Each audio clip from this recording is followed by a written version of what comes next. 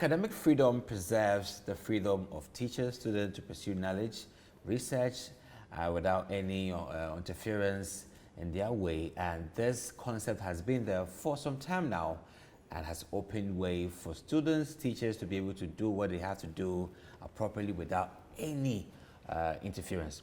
Today on AAU Talks, I'll be talking to Mr. Urain Stonewell Tetteh about academic freedom in African higher education institutions. They need to preserve it because has it called for any sort of interference thus far? Has there been challenges or the need to uphold academic freedom in African universities? So don't go anywhere. I'll be right back and I'll let you know who he is. And as usual, we resume the discussion. Stay with us. We'll be right back.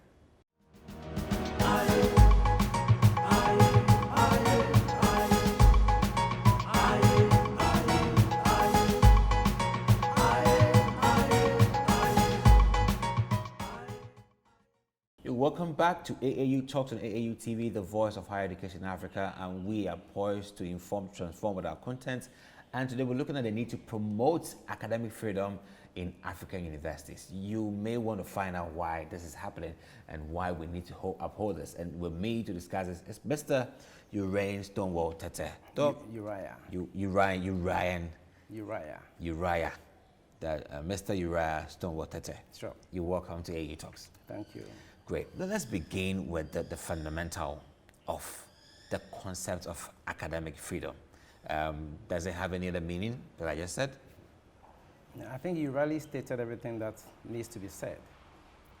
The need for lecturers, students, and anybody in academia doing research or pursuing any study in the university to have the right, the freedom to say anything at all you want to say, research into anything at all you want to research, and publish it as it were without any interference whatsoever, be it politically, culturally, or traditionally. Yeah. Well, we have some arguments that academic freedom without limits or limitless spree of academic freedom perhaps brings in some contempt. So one can publish on anything that may dispute the values of the country or perhaps may dispute the values of the institution where they reside in. Has that been considered in your perspective? Well, it depends on where you're actually picking the thing from. But in recent times, if you watch carefully, in a place where, for instance, the government is actually spending a lot of money to really promote research and also give a lot of endowments to the universities. Most importantly, most universities that are being sponsored will probably be checked by the government to make sure that the money that they're actually putting in there are being used for what they want to do. There are lots of limitations that I think in the course of the discussion we'll talk about, but to some extent, it is actually a very good grounds in Ghana now than it used to be previously. And I think that we need to uphold it as it is. But there's still more work to be done. Would you compare academic freedom to freedom of speech, where you can say anything without being held on legally? I'll say there's a very thin line between the two. But of course, freedom of speech, you can say anything at all. But in academic freedom, you will want to really prove what you're saying with verifiable data, research, and all that. So that's where the thin line comes in. Okay. Other than that, it's the same thing, but you have to really show beyond reasonable doubt that this is what I've actually been able to do, this is what I've researched into, this is what I've found out. But when it comes to freedom of speech, you can just speak your mind and just go scot-free. Yeah, so there's a very thin line between the two of them. We have been able to categorize academic freedom under some umbrellas in course development, curricular development, research, teaching, student evaluation, and also who you want to endow scholarly pronouncements. Do you feel personally that there is a need to draw some lines on how the institutions exercise these powers around these areas, particularly with course development or curricular development? If you watch carefully now, all of us in Ghana now, if you want to really develop any course at a university, you have to go to the National Accreditation Board. Now we call it the Ghana Tertiary Education Commission. Yeah. They have their own guidelines that you have to follow. If you don't follow those guidelines, you can never get approval to run those courses. So to some extent, I would say that there's that check on it because you want to look at national relevance and some other criterions. So technically speaking, if you don't follow all those criterions, you will not get approval to run the courses. So there's that check that is actually existing, just to make sure that you do the courses, you run the courses that government wants you to run. Do you feel that is actually a limit in the academic freedom that you share in? Yes, it is a limit. But like I said, if the institutions really have money to run these courses and sponsor it themselves and pay the teachers and all that, then of course that's okay. But here is a case, you don't have the money to run these courses. And therefore you may want some kind of governmental approval in terms of finances. And what we say in literal parlance, he who pays the piper calls the tune. So if government is actually helping you put up infrastructure, supply equipment and all that, you will expect government to really give you some limitations. Do it this way, do it that way, before you can really run along. Yeah. What, in your perspective, will be the biggest indictment on your exercise of academic freedom in a typical technical university? Well, we are already facing a few challenges. I've already mentioned that to you, but the challenges are many. Like I said, we used to really have that notion that the traditional universities are given more room to operate than we do. Of course, we are fledgling young thinker universities coming up, and therefore we are given some higher ropes to climb than our counterparts. Until recently, for those of us in a lot of union work, the remuneration for the university teacher was far better than the remuneration for the thinker university teacher. It is now that government is trying to streamline everything. And we know it's a process. We are getting there. Things are getting better. And so as for the challenges, you can take it from different segments. In terms of salary remuneration, in terms of conditions of service, in terms of the parameters you have to really follow before you're given an accreditation to run some of these programs and what have you. At the same time, you can even talk about infrastructure. We are still lacking. And so these are some of the challenges that we are actually facing.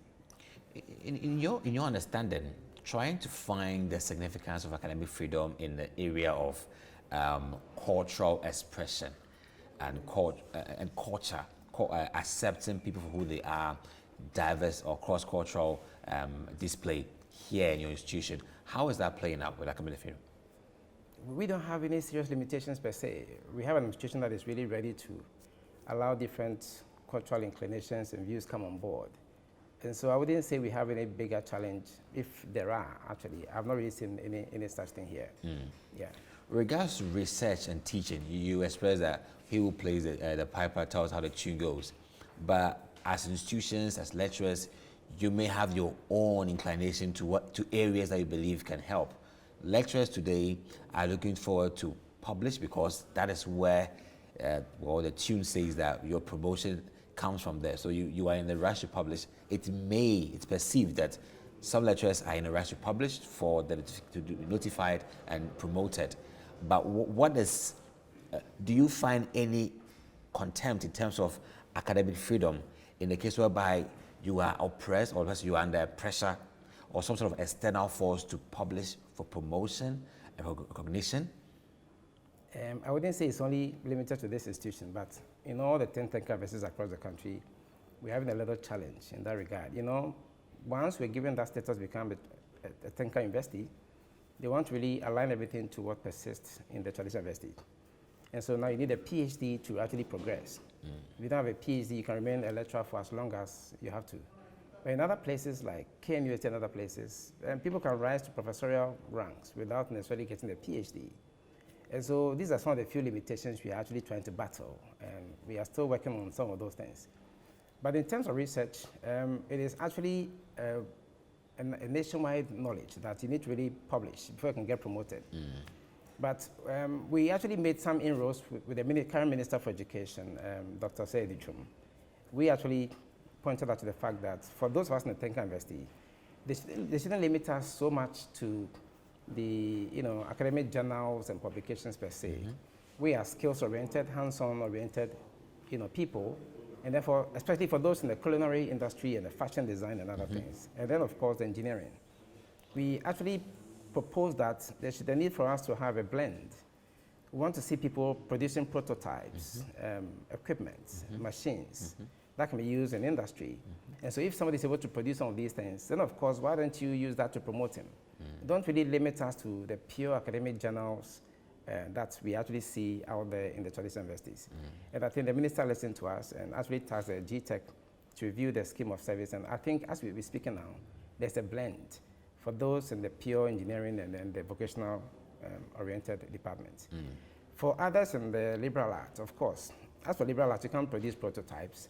So they have to still go with the traditional textbook oriented kind of research. And so there's that blend, as you're speaking. And I think government has listened to us since we made that proposal request, and things are actually getting far better. Great. Yeah. Would you say students also are part of their whole academic freedom wagon where they can also express themselves? Yes, I mean, academic freedom is not limited to only teachers. Students are also supposed to be part of the people within the, in academia that should really experience things like that. They are coming out to become the main asset we have to drive industry and commerce. And so once they're in the university system, they should have the right to really voice their indignation, inclinations about things which are going on without any fear or favor. Of course, once in a while you hear about some interferences here and there by some lecturers or some people in management, especially during the time of SRC elections and stuff like that. You see people trying to influence some of these things. I believe that once it is student politics and stuff like that, you cannot really take out some of these influences. But it should be done in a very covert way, where it doesn't come out openly as if you're trying to influence students to do something that they don't want to do. What is the essence of training students to be open-minded and very independent if you want to influence them? So students, of course, also need to be part of this whole talk of academic freedom. You can't take them out. What would you say has been the biggest significance or gain for university lecturers, faculty, and students with academic freedom? What has been your biggest gain thus far? You know, I'm sure you heard about the recent push by the government to pass the public university bill, and that became a whole hue and cry across the country. What was your problem in that bill? Technically, I had no problem. There were a few things I saw to be quite problematic, because if you look at the numbers from the University Council, they are proposing, I think, government to have 7 nominations on the council out of 15. And that, of course, is quite a large number. So I was thinking that the government could then limit the numbers that they have in terms of those they are putting on the council. That would be a far better approach. Because, of course, University Council controls promotions, finances, a whole lot of things. Everything actually is geared up towards their decisions. So if government will have about 7 people on the council, and that is where I had a little challenge. Other than that, there are a few things in there which I think were very fine, I'll call it bill elements, which people in academia opposed. I thought that was a little bit unnecessary. We could have done a lot of engagement. I also saw a lot of politics coming in, in a certain parts of the time, which was so unnecessary. Other than that, if it's, but for the few occasions where I thought that the government nominations on the council was so much, the rest were very, very perfect thing.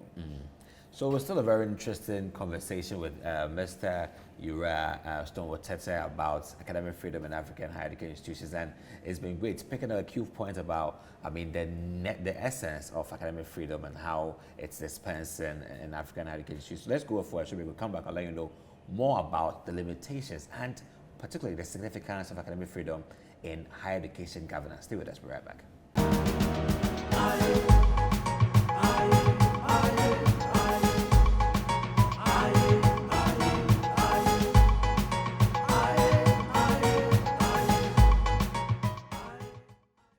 So you're welcome back on AAU Talks, the voice of higher education in Africa, and we're still on the discussion on academic freedom and its significance to higher education advancement. And Mr. Urain, let's now talk about governance. Higher education governance is what drives the whole point, and academic freedom. We want to try and do the analysis here. How has academic freedom been able to give autonomy to higher education governance to make their own decisions and then write their own boat? If you take a careful look at most of the university laws, or the laws that really give life to the universities, the university councils have been given so much autonomy. And so for me, that is where the whole bane actually can be looked at from.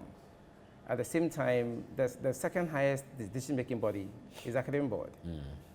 And I'll say that because of the presence of this committee system, the University Council, the Academic Board, and other subcommittees of the Academic Board, which are all working towards sending the additions for approval of the Academic Board, I'll say that governance has not been a problem. Because, of course, it is beautiful to even hide behind a committee to do things. Just do your lobbying, and I think lobbying is not a very bad thing. If you want to really push an agenda, just get your lobbying done before the meeting actually takes place. get people to understand what you're trying to say, let them really rally around your proposal. And once they push it through, it becomes a decision. Academic body decides on something, it goes to the University Council, it's also approved or ratified, and you have a decision. Until recent times, everything was okay until the issue of our conditions of service as public university teachers came on board. If you compare carefully, the universities, the traditional universities, their conditions of service, they actually did it a long time ago. But because of the current public financial management law, which was just passed, which gives a lot of responsibility of expenditure to the finance or minister responsible for finance, ours will have to go through the finance ministry for approval and all that. All of these really have a part to play as far as academic freedom is concerned, autonomy is concerned. So ours will have to go through that kind of angle before it is approved or ratified. But here we are faced with a provision in the public financial management law. We can't do anything about it. But in terms of governance, I will really summarize by saying that because of the committee system we use in the universities, through the academic board and the governing council, I'll say that everything is okay. But sometimes things will not go the way you want. Because of course, you should know that it's supposed to be a convocation of egos, people of like minds, professors, senior lecturers coming together to deliberate on an issue. You can't get things going your way all the time. But if we use a committee system to operate, I'll say that governance is actually more perfect than what we even see in the corporate world. Yes.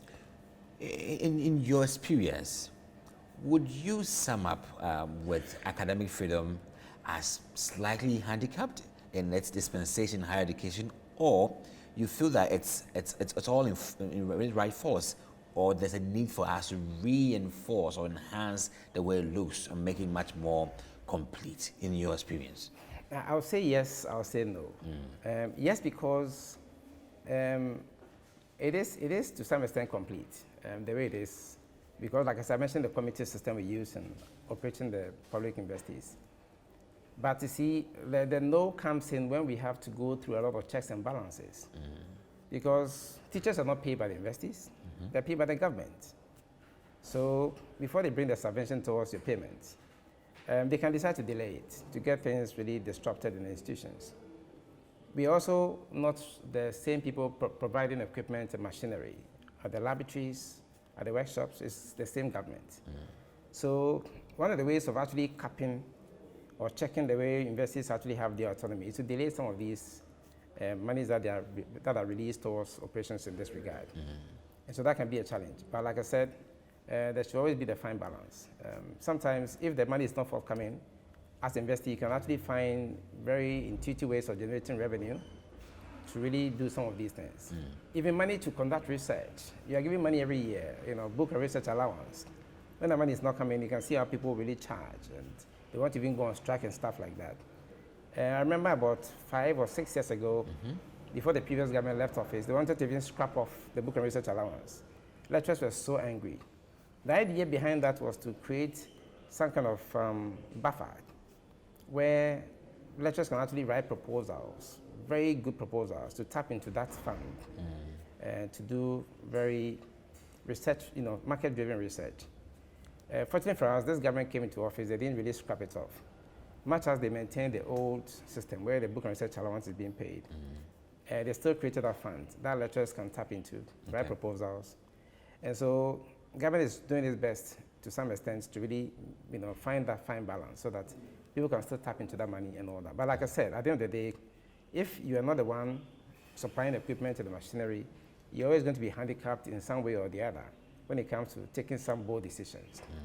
You look around, and when I say public, higher institutions, I want to even look at the College of Education. They're all part of the higher education institutions in this country. Remember that they are actually feeding them, they are giving them money towards some other things. When these monies are not forthcoming, you can't do anything. You are even giving limitations as to how many students they can admit and all that. That, to some extent, is actually a check on academic freedom. Because if the institutions really have the resources, they can determine how many students they can admit at a point in time, how many students they want to churn out at a point in time. But here we are, you're giving limitations. Admit only 500 students, admit only 700 students. What else can you do? That, for me, is a check on academic freedom. So we have yes, we have no, but we're always trying to work around these things because we are not the people paying the piper. So we cannot call the tune all the time.